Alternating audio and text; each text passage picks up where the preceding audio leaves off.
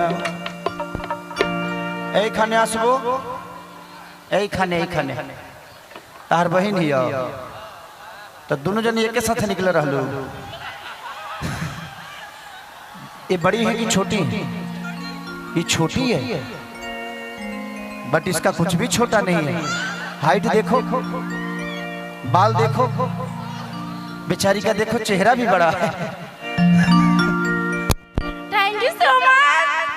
आओ आओ आओ आओ आओ। जिंदगी मिले तो खेसारी लाल यादव जैसे जहां चाहता हूं वहीं पकड़ लेता हूं। शरीर शरीर शरीर शरीर क्लियर करतनी तहरा लो जान बड़ा ना।